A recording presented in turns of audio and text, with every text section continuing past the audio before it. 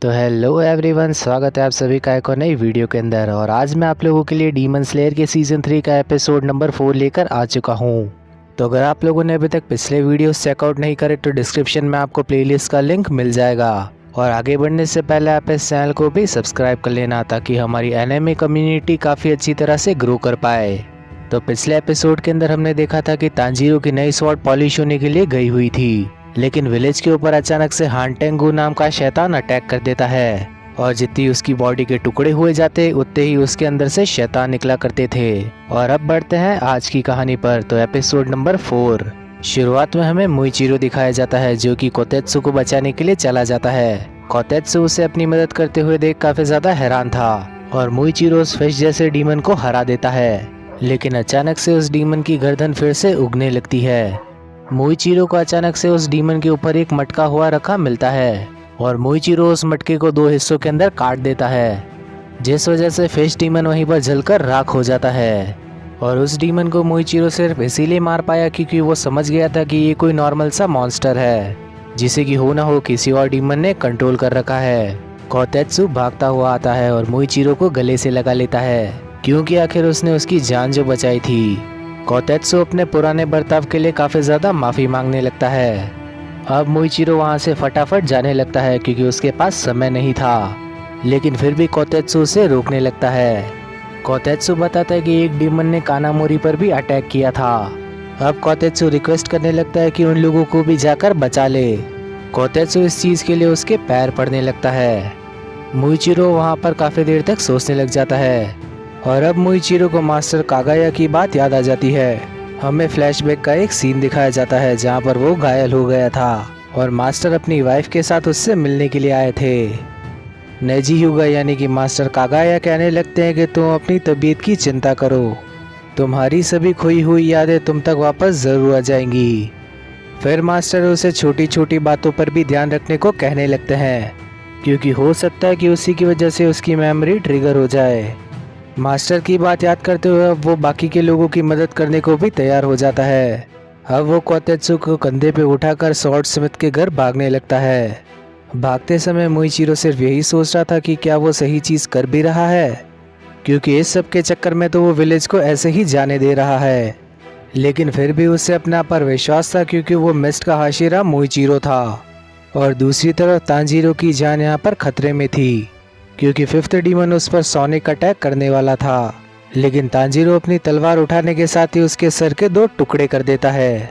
लेकिन तांजीरो को यही चीज तो नहीं करनी थी और अब अचानक से वहां पर 2 डीमन आ चुके थे और वो दोनों ही उस पर सोनिक अटैक करने लगते हैं। लेकिन उस अटैक से तांजीरो को ज्यादा कुछ फर्क नहीं पड़ता और वो समझ जाता है कि हांटेंगू के सिर्फ 4 ही डीमंस काफी ज्यादा पावरफुल है और डीमंस अगर 4 से ज्यादा हुए तो वो काफी ज्यादा कमजोर होंगे।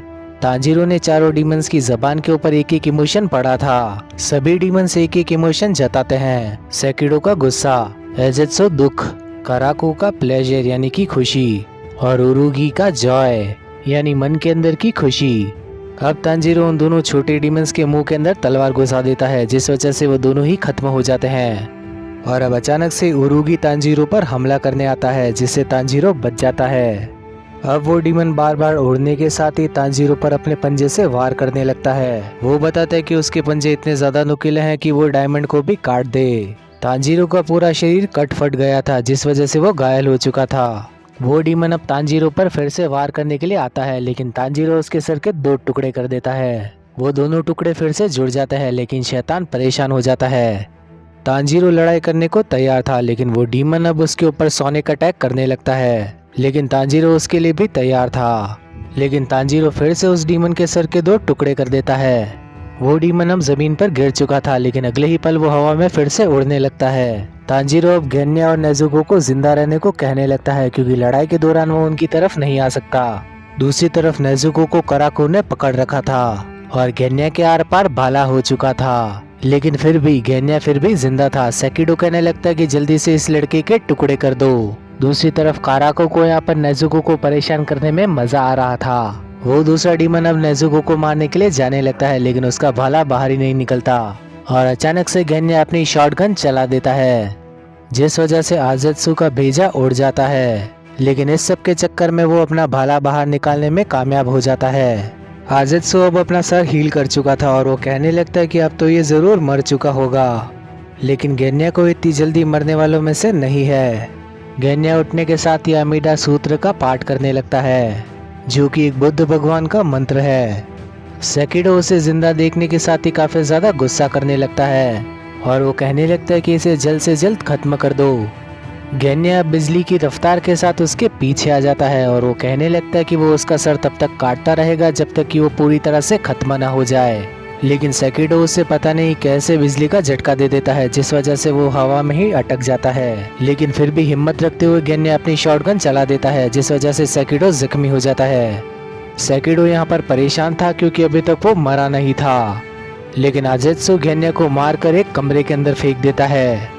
काराकू को यहाँ पर गेन्या काफी ज्यादा इंटरेस्टिंग लगने लगता है, इसीलिए वो नेजुको को एक लात मार देता है। वो अब अपना पैर नेजुको के आर पार कर चुका था। हाराकू कहने लगता है कि वो उसके टुकड़े टुकड़े कर देगा और फिर सेकिडो उसे तब तक बिजली के झटके देगा जब तक कि वो खत्म ना हो जाए। सेकिडो कहने लगता है कि जो भी करना है जल्दी करो।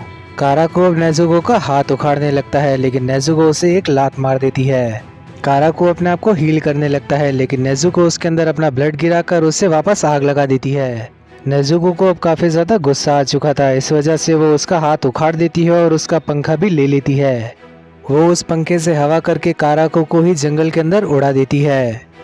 नेजुको अब सेकिडो के साथ भी यही करना चाहती थी, लेकिन सेकिडो अपनी लाठी को उसके गले के आर पार कर देता है और इस सब के चलते वो उसे बिजली के झटके देने लगता है। दूसरी तरफ तांजीरो भी दूसरे डीमन से लड़ने के अंदर काफी ज्यादा बिजी था और लड़ते लड़ते वो मेन सिटी के अंदर आ जाता है, जहाँ पर तांजीरो समझ जाता है कि वो यहाँ पर उसे नहीं हरा पाएगा। तांजीरो यही प्रे कर रहा था कि अभी तक गेन्या और नेजुको सही सलामत हो।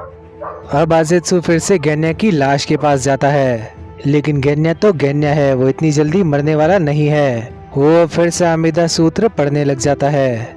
डीमन गेन्या से पूछने लगता है कि आखिर तुम चीज क्या हो, और वो उसका जवाब देते हुए कहने लगता है कि मेरा नाम गेन्या है और मैं इतनी आसानी से मरने वाला नहीं हूँ। यहाँ पर तांजीरो फैसला कर लेता है कि वो इसी डीमन की मदद से नेजुको और गेन्या तक पहुँच जाएगा। तांजीरो एक बिल्डिंग की तरफ भागने लगता है और उस डीमन को लगने लगता है कि तांजीरो उससे डरकर भाग रहा है। वो तांजीरो को पकड़ने के लिए पीछे आता है, लेकिन तांजीरो उसे डॉज कर लेता है। तांजीरो उसके मुंह और पंजे के अंदर तलवार घुसा देता है और उस डीमन ने भी तांजीरो की पीठ के अंदर अपना पंजा घुसा दिया था। और जैसा तांजीरो ने सोचा था, वो उस डीमन की मदद से ही दूसरी तरफ जाने लगता है। तांजीरो यहाँ पर ये भी समझ गया था कि डीमन काफी ज्यादा हल्का है, वरना इतने भारी पंखों के साथ वो उड़ नहीं पाता। तांजीरो फटाफट से उसी जगह पर पहुंच जाता है जहाँ पर सेकिडो नेजुको को परेशान कर रहा था। सेकिडो तांजीरो को देखकर काफी ज्यादा गुस्सा करने लगता है। तांजीरो अब सेकिडो पर हमला करने के लिए आगे बढ़ने लगता है और सेकिडो अपने हाथ के अंदर से एक और हथियार निकाल लेता है। अब तांजीरो उस दूसरे डीमन का पंजा उसके आगे कर देता है और अब सेकिडो उस रॉड के अंदर करंट नहीं दे सकता, क्योंकि वो दूसरा डीमन भी उसी की बॉडी का एक हिस्सा है। तांजीरो ने पहले ही उस डीमन का पैर निकाल लिया था। तांजीरो अब सेकिडो की जबान काट देता है, जिस वजह से उसे हील होने में परेशानी होने लगती है। और अब तांजीरो नेजुको को भी उस लाठी के अंदर से फ्री कर देता है। सेकिडो तांजीरो पर हमला करने लगता है, लेकिन नेजुको उसे बचा लेती है और अब नेजुको उसे अपने ब्लड डीमन आर्ट की मदद से जला देती है। लेकिन अब काराकू भी फटाफट से जंगल के अंदर से वापस आ जाता है, जिसे कि कुछ देर पहले नेजुको ने हरा दिया था। वो डीमन इन दोनों पर अपने फैन की मदद से अटैक करता है, जिस वजह से ये दोनों जमीन पर चिपक जाते हैं। वो अटैक इतना ज्यादा पावरफुल था कि ये दोनों ही छत को तोड़ते हुए नीचे वाले फ्लोर पर पहुंच जाते हैं और अब ये सभी अपने आखिरी वार के लिए तैयार हो चुके थे।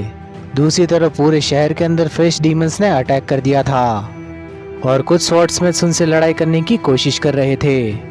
इस सभी के बावजूद फिर भी वो सभी फिश डीमंस नंबर में काफी ज्यादा थे। अब विलेज से कुछ ही दूरी पर हमें मित्सुरी का कासुकागी क्रो दिखाया जाता है। मित्सुरी का क्रो उसे बता देता है कि विलेज के अंदर काफी बड़ा हमला हुआ है और ये सुनने के साथ ही मित्सुरी विलेज के लिए रवाना हो जाती है। मित्सुरी विलेज के काफी ज्यादा पास ही थी, इसीलिए उसे वहां पहुंचने में ज्यादा समय नहीं लगेगा। उसका क्रो उसे रास्ता दिखा रहा था और इसी के चलते ये एपिसोड भी यहीं पर खत्म हो जाता है। तो आखिर आप लोगों का इस एपिसोड को लेकर क्या ख्याल है, कमेंट सेक्शन में बताना मत भूलना। और इसी टाइप का एनिमे कंटेंट देखते रहने के लिए वीडियो को लाइक करने के साथ ही चैनल को भी सब्सक्राइब कर लेना। और अगला एपिसोड काफी जल्दी इसी चैनल पर अवेलेबल होगा। तो अब मिलते हैं किसी और वीडियो के अंदर, तब तक के लिए बाय एवरीवन।